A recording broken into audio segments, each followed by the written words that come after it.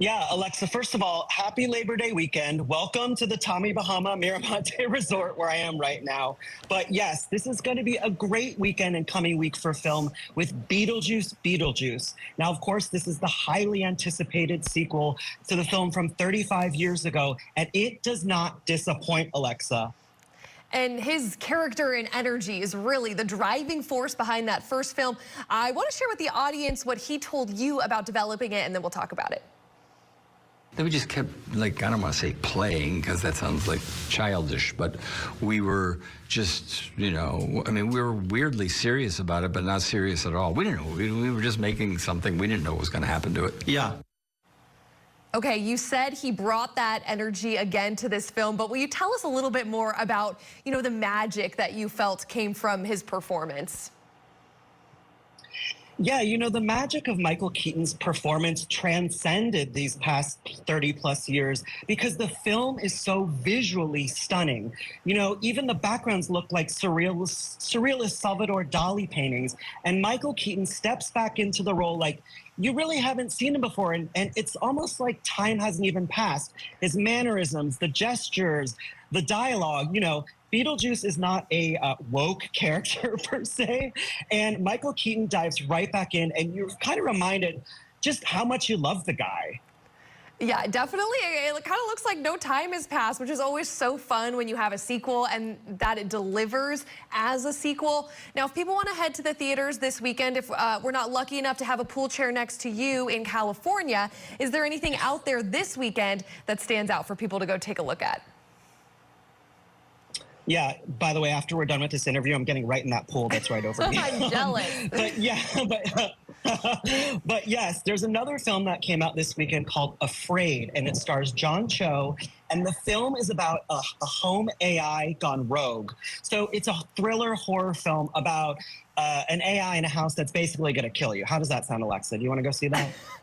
I'm not a scary movie person, but as a real-life human Alexa living in a world with all the other Alexas, I feel like I already live in that universe, so that's going to be too much for me.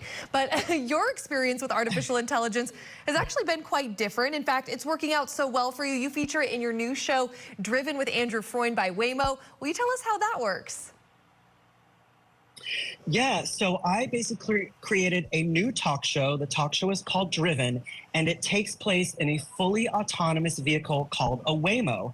Now, Waymos can be seen in Phoenix, they're in Los Angeles, they're in San Francisco, and they are robo-taxis. There is no driver at all. As we can see here, that's me with the men of Emily in Paris.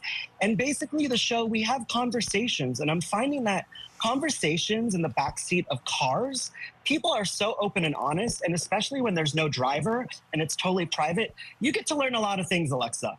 I love that, and I was going to say you've got some of the guys from one of my favorite summer shows in the back with you. Will you talk about how have guests reacted, and have anybody been a little reluctant with the driverless cars?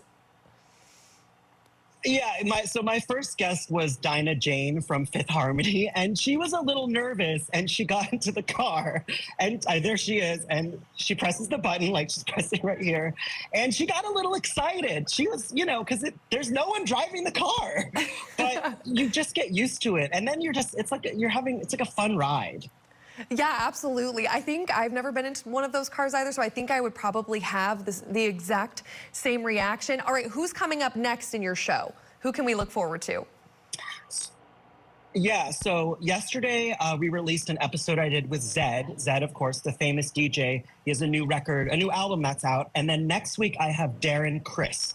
And Darren Criss, everyone knows, of course, from Glee, but he's also going to be in a new Broadway musical that's kind of a little bit about technology, where Darren plays a robot himself. So it kind of tied in with the theme of the show. And there's another big guest coming up. I can't tell you who yet, but it's going to be big and it's going to be fun. Okay, well, if that isn't a tease, I don't know what is. But that sounds like a ton of fun. And of course, on the theme, technology ruling our lives in all ways. But I like this. It's a fun way to go with it. Andrew Freund, host of Dish Nation and member of the Critics' Choice Awards. Thank you so much for joining us. Thanks, Alexa. I'm going to get in the pool now. Oh, save me a towel. I'll be there after the show.